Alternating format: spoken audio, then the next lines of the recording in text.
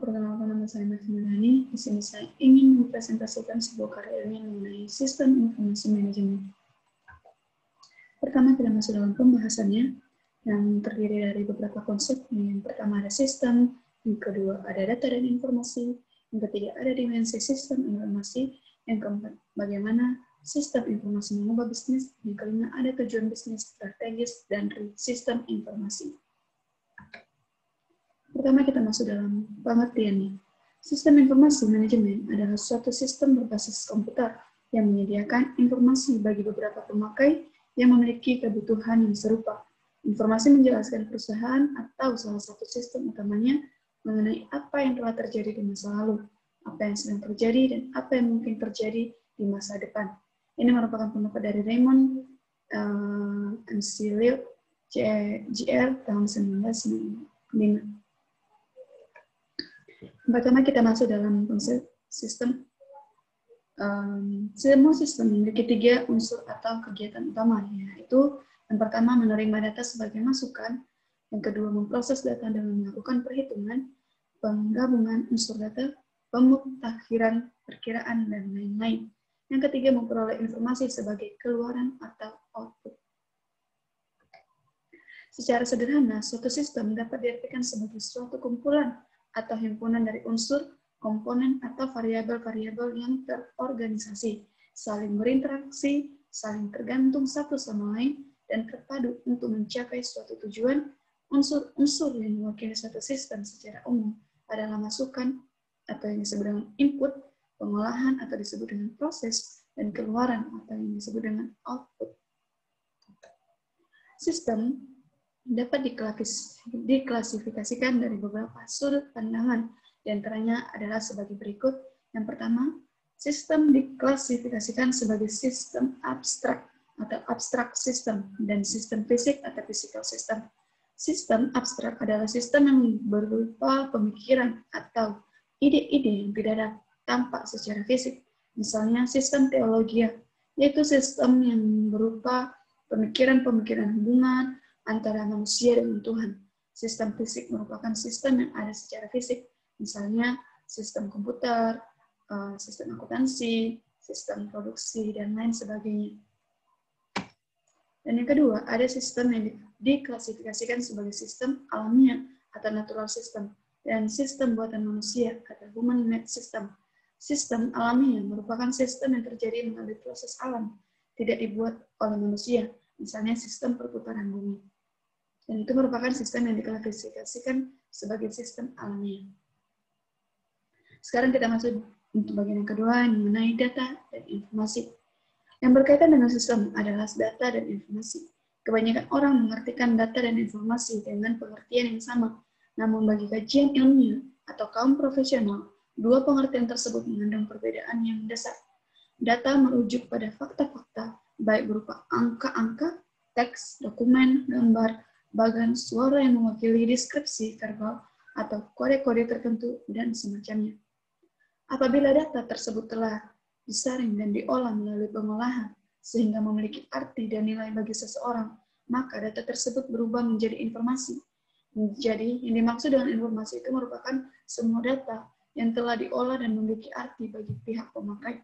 Dengan demikian, yang dipakai orang di dalam membuat keputusan adalah informasi, bukan data. Oleh sebab itu, ciri pokok dari suatu data adalah fakta.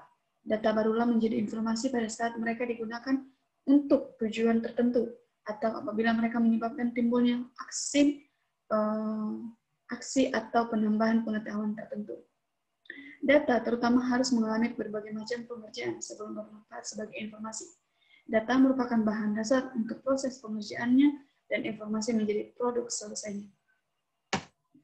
Informasi itu merupakan data yang sudah disusun sedemikian rupa sehingga bermakna dan bermanfaat, karena dapat dikomunikasikan kepada seseorang yang akan menggunakannya dalam proses pengambilan keputusan. Dengan demikian, informasi yang mempunyai kualitas tinggi akan menentukan efektivitas pengambilan keputusan.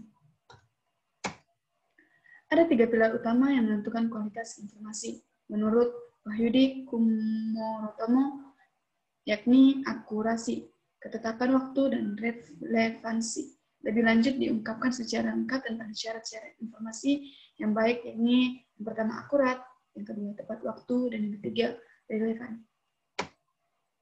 Sekarang untuk yang C, dimensi sistem informasi. Untuk memahami sistem informasi secara menyeluruh, Anda harus memahami dimensi yang lebih luas mengenai organisasi, manajemen, dan teknologi informasi, beserta kemampuannya dalam menyediakan solusi bagi tantangan dan masalah yang terdapat pada lingkungan bisnis. Marilah kita menguji setiap dimensi dalam sistem informasi organisasi, manajemen, dan teknologi informasi.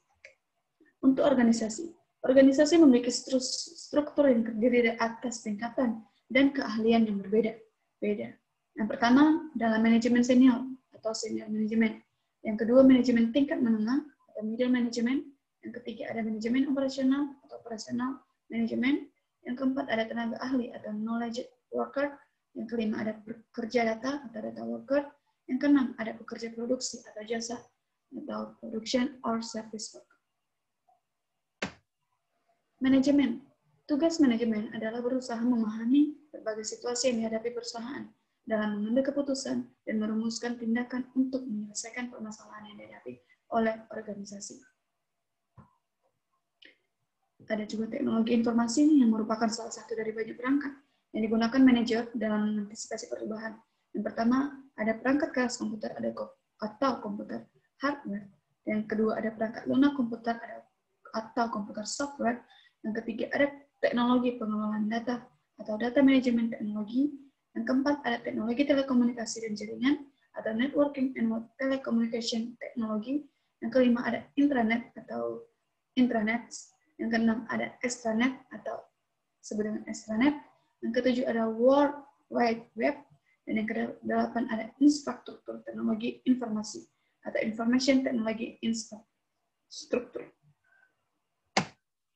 Dan untuk bagaimana sistem informasi membuat bisnis. Jadi, kita dapat melihat hasil dari pengeluaran besar-besaran ini di sekitar Anda setiap hari dengan mengamati bagaimana orang-orang menyelenggarakan kegiatan bisnis. Pada tahun 2012, jumlah telepon genggam lebih banyak daripada jumlah telepon rumah yang terpasang. Smartphone, pesan singkat atau email, dan konferensi online. Semua hal tersebut menjadi perangkat-perangkat penting bagi sebuah bisnis. Dan yang E, ada tujuan bisnis strategis dari sistem informasi. Secara spesifik, terdapat 6 tujuan bisnis strategis yang mendorong perusahaan bisnis berinvestasi dalam jumlah besar di bidang sistem informasi, antara lain kinerja operasional memuaskan, produk layanan, dan model bisnis baru, keakraban dengan pemasok dan pelanggan, peningkatan kualitas dan pengambilan keputusan, peningkatan daya saing, dan mempertahankan eksistensinya. Jadi ada 6 tujuan bisnis strategis. Yang pertama, ada keunggulan operasional. Yang kedua, ada produk, layanan, dan model bisnis baru. Yang ketiga, ada hubungan pelanggan dan pemasok. Yang keempat, ada pengambilan keputusan yang semakin baik. Dan yang kelima, ada keunggulan kompetitif. Dan yang keenam, ada kelangsungan usaha. Nah, dari semua itu kita bisa simpulkan bahwa sistem informasi manajemen merupakan serangkaian subsistem informasi yang menyeluruh dan terkoordinasi dan secara rasional terpadu yang mampu mentransformasi data sehingga menjadi informasi lewat serangkaian cara guna meningkatkan produktivitas yang sesuai dengan gaya dan sifat manajer atas dasar kriteria mutu yang telah ditetapkan. Pengembangan sistem canggih berbasis komputer memerlukan sejumlah orang yang berketerampilan tinggi dan berpengalaman lama dan memerlukan partisipasi dari para manajer organisasi. Semua sistem organisasi mempunyai 3 kegiatan utama, yaitu menerima data sebagai masukan atau input, yang kedua, kemudian memprosesnya dengan melakukan perhitungan, penggabungan unsur data, pemutahiran, dan lain-lain. Akhirnya memperoleh informasi sebagai keluarannya, atau yang kita sebut dengan output. Nah, itu merupakan kesimpulan dari sistem informasi manajemen yang saya sampaikan. Sekian dari saya. Terima kasih.